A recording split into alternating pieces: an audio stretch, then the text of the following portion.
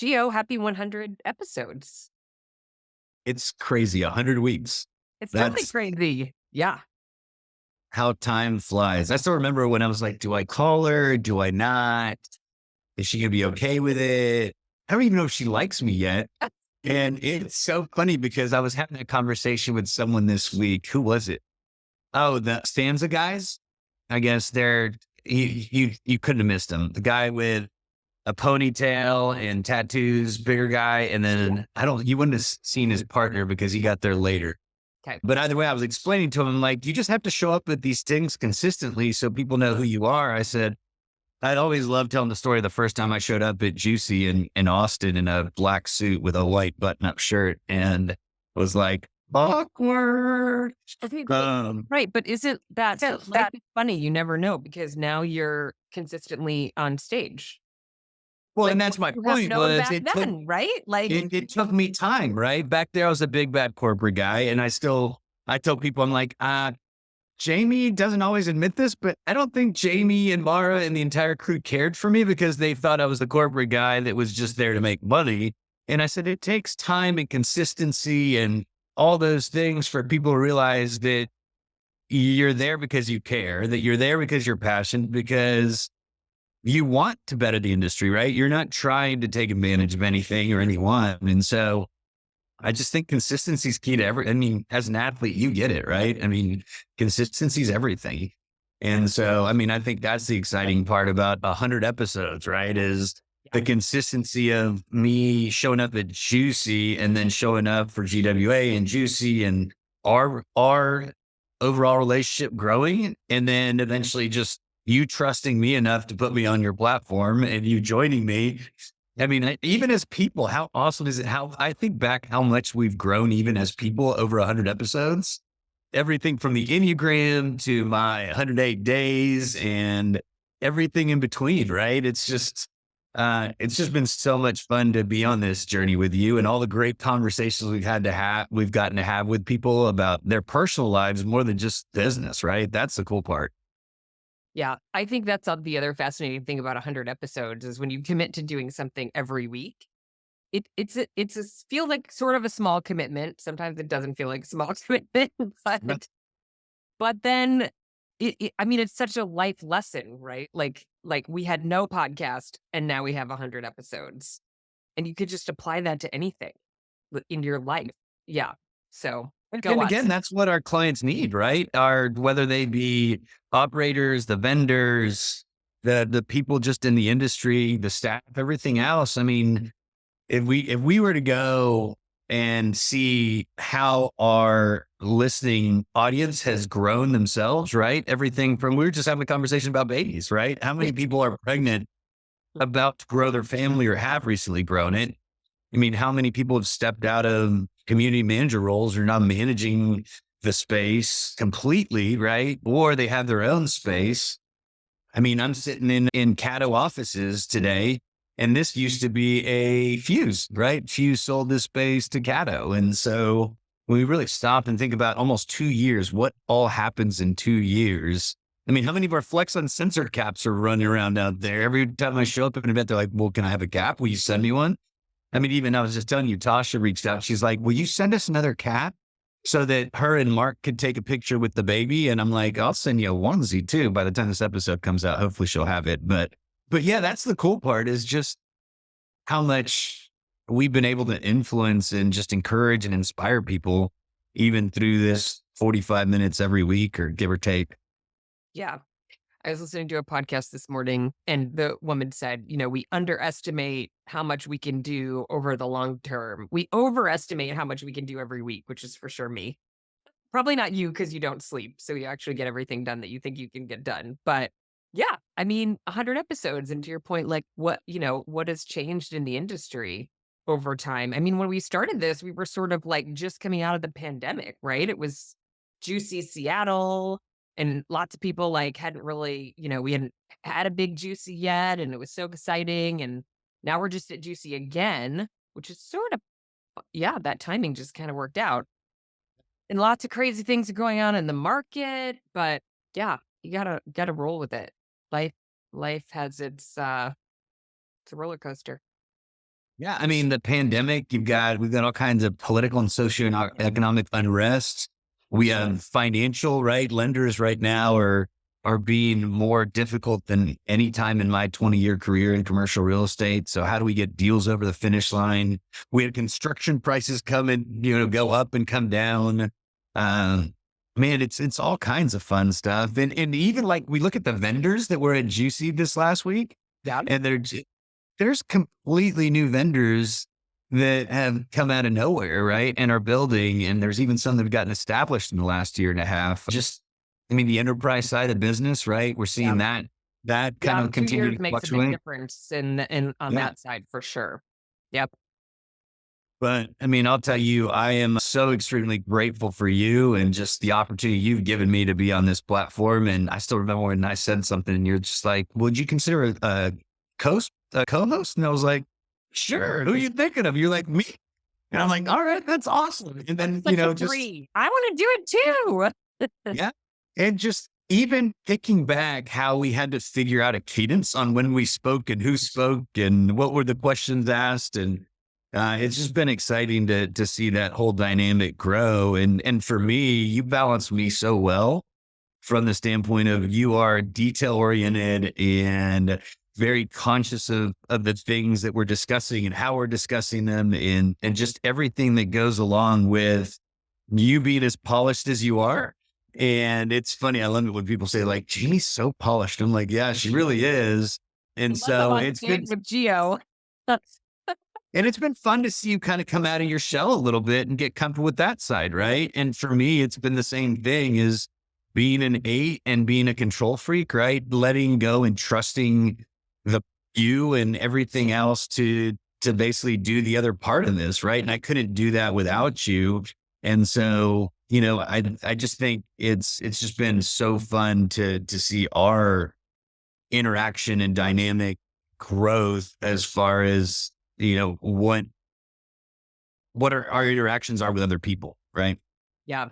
It's funny. I think I sometimes forget that eight has the control freak a little bit because you do a good job with that too. I mean, our juicy presentation was a good example of me getting out of my comfort zone and learning, okay, we're going to roll with this.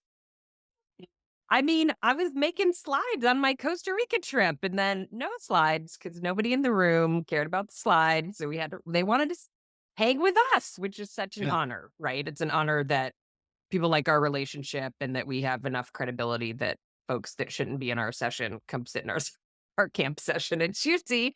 And we have to improvise a little bit. And, I always want to add value. So my stress is like, okay, unexpected, how do we add value to this audience and make it worth their time and keep I mean, Stormy happy? yeah, for sure.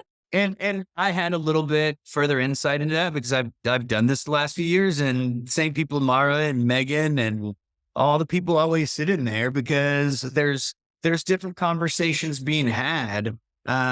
And so part of it is it's so awesome and humbling to be held at the level that we're held with respect and everything else. But that's because I mean, we've earned it, right? And so there's a side of humility, but also a side of celebration. And I've had to learn how to celebrate my victories and how far I've come and everything else. And so a lot of it is because we're able to have the conversations very openly and transparently and lovingly, right? Sometimes, I mean, I'm a tough love person sometimes.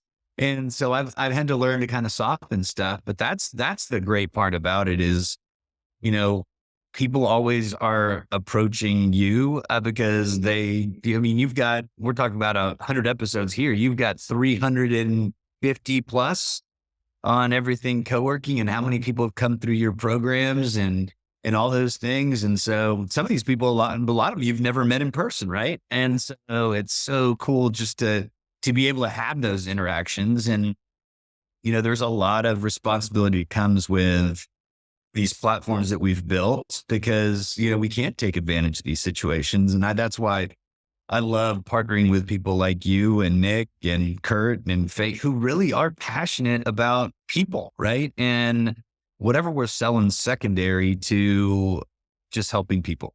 Yeah. Yep. 100%. I only got a little Faye time this week on the party bus. Well, that's the thing with Faye is Faye goes hard and then she disappears.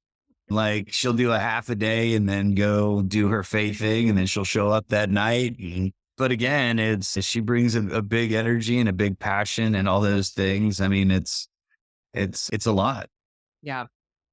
I think what I love about our 100 episodes is really kind of so I was listening to, I never listen to fun podcasts. I only listen to, I'm a three, so I got to be Yeah. accomplishing something in my free time.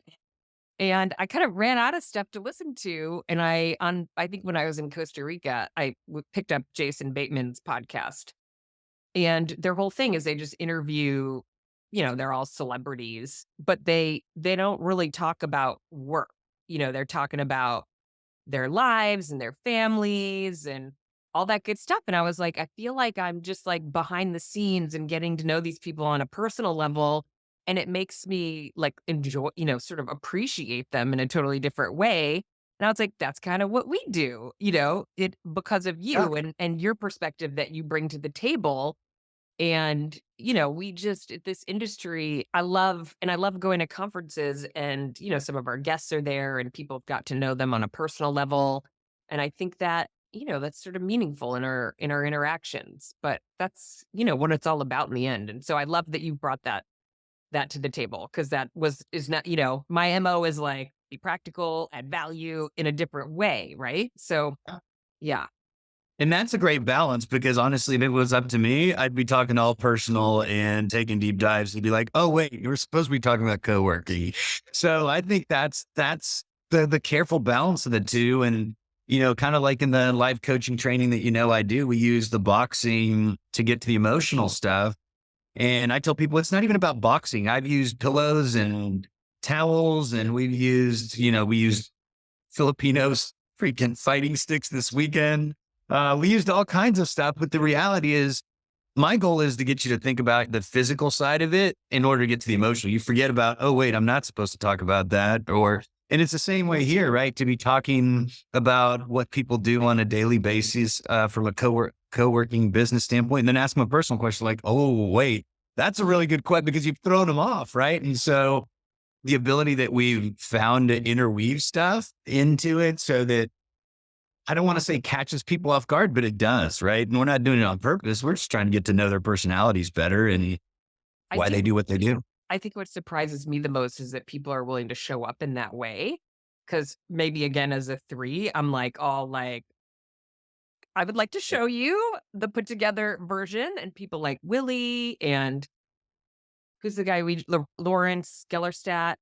Yeah, That's his name, right? LG. LG. But even looking back at, I mean, think about the conversations we had with Ryan and Jamie Yeah, Benari, those right? are great examples where they're like media trained and yet they're willing to like talk about their mom and their dad and they're yeah, and share sort of vulnerabilities, and I think yeah, I think that sort of surprises me, and you just get right in there, no worries, and yeah, I love that. Well, let's be honest. People like talking about themselves, right? Yeah, And I don't mean that in an ugly way. yeah, It's just sometimes we don't honor our journeys, right? We don't honor how we got here. And we're so focused on how do we sell ourselves today and where we're going and everything else. And so that's what I love about conversation with people like LG that are going, hey, my dad had mental health yeah, issues. I have mental health issues. And I've learned to say no to certain things, right? It gives other people permission to address those things, right? And then you get people like Perry, right? Who is incredibly smart come in and say, look, guys, this management deal is not what everyone thinks it is. And so it's just, I think people just want to help, right? And if we can see past the facade or the mask that we put on every day, and it's not always because we don't want to be seen. Sometimes it's because it's what we have to do, right? When you're in a role like Jamie's or Ryan's or, at that Willie even, right? There's certain things you can't say, you want to say, but you shouldn't say, or just no one really cares a lot of times. They're just trying to use and leverage their relationship to get to the next level. And so sometimes those people enjoy stepping back and be like, oh, wait, I can be me for a minute, right? But yeah, it's been so cool to watch and just and I know you've had it same as me. We walk in places, they're like, "Oh, hey, Giovanni." And I'm like, "How do you know my name? And who are you?" And okay, hi. But it's funny, like I'll give you a great example. And Squires Levine's presentation was awesome. I hope I said her name right with Uh, Industrious. But yes, I think you did, and I took all the notes during that yep. session. And I was in the front row I took a picture and I sent it to Perry and Jamie. And I don't have Justin's cell phone, but I do have him on LinkedIn. But and I was like, hey, wish you guys were here. And they both responded. And then that night we went to the after party and I was leaving with Zach and she was out waiting for Uber. Then I walked up and I said, hey, incredible presentation. I took a picture and I sent it and I introduced myself. She goes, oh, I know who you are. And I was like, oh, hi. And so sometimes we forget, I'm sure that, Jamie and Perry's presentation or podcast was sent around the company to some extent. And so, it's such an honor and a blessing to be able to do what we do. Right. And it really is. It truly is. Yeah, are we ready for the next 100? I'm in it. The best part about it is there's some people we haven't talked to, right? Or circling back around, like we've had Jamie and Perry on with Industrious. It'd be awesome to get Ann on. I'd love to get Justin on. But not only is there's so many people to talk to, but there's so many people within companies to talk to. Where it's like, okay, how do we stagger this a little bit to get some other people on, or have different conversations? But I mean, you you've got 350 plus, right? So it's not like we're going to run out of gas, We're right? not gonna run out, totally. We can have some repeats. I know. Well, you talked Christmas into being on the zone, so she was dodging me after a while. She's like, "Geo sent me the link. I'm gonna get booked." So looking forward to that one. Yeah, I agree. There's so many more conversations to be had. Yeah. So So good. no, you go. So coming out of Juicy, I mean, kind of what conversations were you having? I mean, kind of what was your experience overall? Kind of what was your take walking away? Yeah, let me think. I think. Mhm.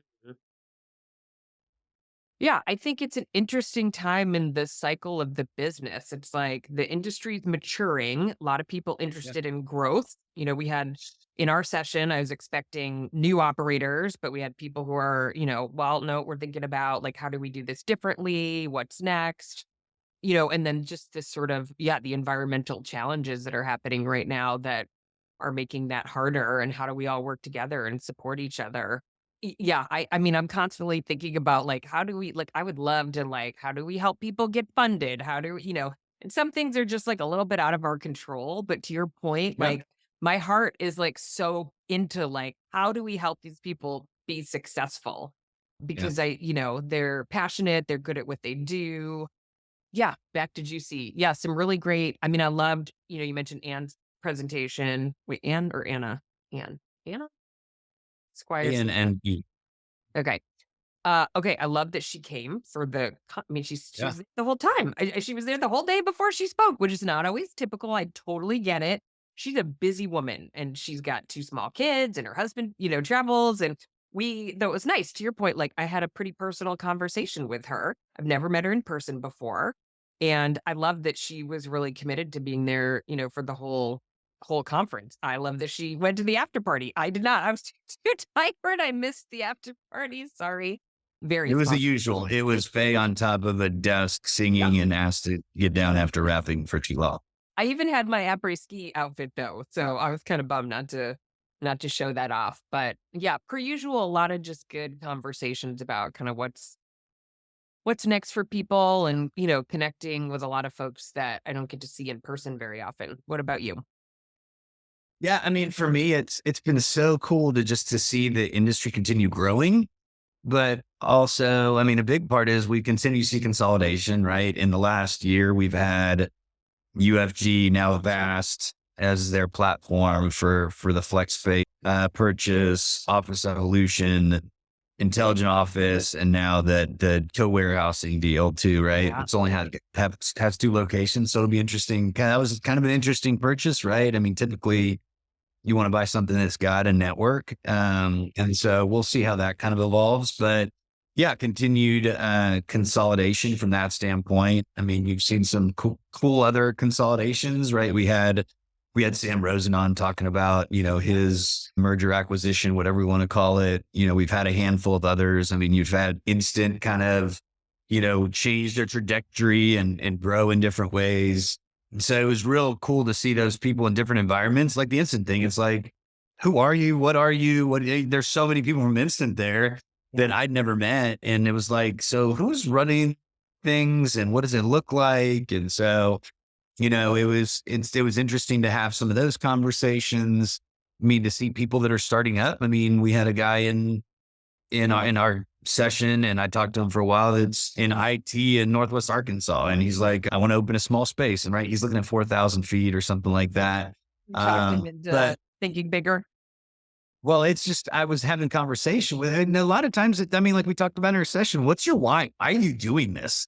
And, some of these people come in with big ideas, and it's like, have you really thought this through? I mean, you haven't even opened the first one. Do you know you're going to like this? This is not your core business. And so, it's interesting to sit down and have those conversations. I mean, we had that one young lady in our group that was like, I work way too much, but I want to open I'm another at same space. And I'm tired. like, Yes, yeah. And I'm you know, like, let me repeat what you said. Then her mom walked up to me that during happy hour that afternoon and had more questions. And so, I they own the building. really quickly, so they were one of my Heidi, the mom, was one of my very early startup school students, like Okay. in maybe 2018. Oh, Yeah, wow. they own the building. She's a total powerhouse, the mom. She owns her own mortgage company. And and then her daughter Alora ended up taking over the business. But Heidi and I were talking about the Enneagram. She was, I don't know why she came up and she's like, "Oh, Alora's this and right this is going on." And she's like, "And I'm a 3, talking about herself." And I was like, "Oh my gosh, Gio and I talk about that all the time." But yeah, but I also love that conversation because it's so real, right? So how do you just like we were talking about the why and how do you design a business model to support what you want out of the business, which for her it's not working in it all the time. Yeah. Yeah. Yeah. And so, I mean, I think that's a big part of it, right? Now and then let's even switch out of that into my GWA hat, right? And talking to vendors. And, it was at that happy hour, I walked up, and I won't say who it was, but it was the sliding door girls. And I walked by their booth, and they're talking to each other. And I'm like, why are y'all over here and not over there? They're like, well, we're hoping people stop by. And I'm like, as a GWA person, when we leave these things, vendors are always like, there wasn't enough people coming by. And I mentioned them, but there's several others that I would interact with. So I'm like, well, you've got to go get them and bring them here, right? I mean, yeah. And so, that's another side of it for me as I look at these things is how do we make the industry better? Not how do I just make my business better? How do I service, Yeah. pick people for our podcast? But it's also how do we help better Yeah. Juicy and GWA. And you and I recently had conversations with the Australian organization that has reached out about us potentially speaking there in August. So for me, it's just the global outreach that we have, the ability to help people. But it's just those interactions that we get to have, like I was talking to Matt Gully, who's also on the board. And we kind of had a mini board meeting with him and Javier and Miro being there. And it was like, what are we seeing and experiencing? And we hadn't been together in a while because Matt and Miro weren't able to make our in-person board meeting. And so that's why I was in. Matt's a vendor, right? And so he's always one of the harder ones to challenge how we interact with vendors and what that experience is. And I said, well, I mean, now we're here, right? Now's a great time to go by and talk to each of them and be like, hey, what's working? What's not working? How do we continue growing? Right. And I think, that's, again, I continue saying it, but that's the beauty of our roles is it's a lot bigger than just us, right? It's trying to help everyone. And that's part of my problem. Yeah. Okay. Speaking of, you are officiating a ceremony tonight or tomorrow? Wait, what is Tonight. Friday? Okay. Well, it's a Friday. They're doing it on a Friday night. Okay. So I've been in 5 cities this week, and it's Friday, midday. So I flew in yesterday early because we had the rehearsal dinner, so I had to do the whole walkthrough for the rehearsal, and then the ceremony is this evening, and then I am jumping in my car and driving halfway to Little Rock because tomorrow night one of my guys has a he's the main event on a pro card, and so Wow. I will be in my sixth city tomorrow for the week, and so Okay, how do you get yeah. qualified to officiate a wedding ceremony? Is this like what how does that work? So this one was interesting. So I just met them like 9 months ago, and it kind of you've seen it happen, right? You know me well enough. All of a sudden, I'm mentoring him and kind of just being able to question and love on him and asking questions and challenging him in ways. And so when it came time, it caught me completely off guard. By the way, I mean I've officiated one other wedding about 10 years ago, and it was one of my really close friends. So when they asked me, and the way they explained it is like, we don't have a home church that we go to. We'd asked my uncle, and then we thought about it. We're like, we really want him to just enjoy the event. And, she's the one that said, look, I've seen how much he's grown and how more present he is. And a lot of it has been since you entered his life and just started challenging him. And it's one of those things that, again, it's completely humbling where it's like, how is someone like me capable and worthy of those things, right? And so some of those things is part of when you have a personality like I do, or even you do. Sometimes we're harder on ourselves than anyone else. I mean, I tell people I would never talk to anyone else the way I talk to myself, right? And so sometimes you step back and you're like, man, I guess I am doing something right. And so it's exciting because even like in this situation, he invited me to his bachelor party, and I don't know any of the guys there, right? And and during that interaction, the big joke became like, "Oh, you're the pastor guy," and I'm like, "No, that is far from what I am. Uh, I am just as screwed up as you. I've just realized certain things and made certain choices, right? I mean, and you know this, and it's become an industry joke, right? Is I disappear early at events. I rarely drink. And it's not because I think it's bad or I don't want to. It's because I already have a filter problem, right? I show up at events with Mexican ponchos to prove points and do things that I probably shouldn't do, and most people wouldn't. But again, that's what it takes to change things sometimes and change dynamics. And so, even one of the guys that I met at the bachelor party is now trying to drink less, not drink at all, but he's still struggling with that. But it's just so funny how, in just being who we are and living our life, we're able to challenge people to be better, right? And to push themselves. And the way I do it is I don't preach at people. I don't tell people what to do. I just live my life and I ask them questions, and people step back and they're like, "Oh, wow." Right. I guess I hadn't really thought about it, or I'd never looked at it that way.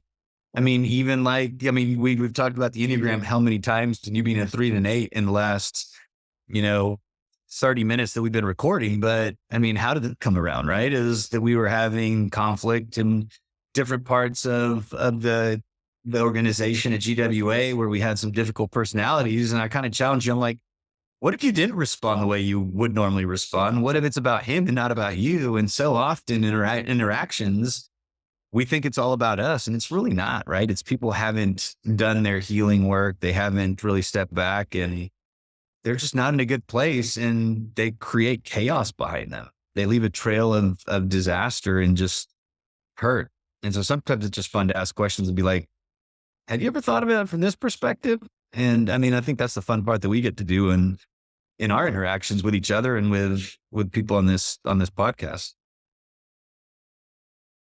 Okay, well, cheers to the next 100 episodes. Yeah. I'm looking forward to it. We've got a lot of good people lined up. Some of which we both really want to get on, and it's been hard to get them in. And so I'm excited for the next 100. Yep. Likewise. Have a great weekend. You too.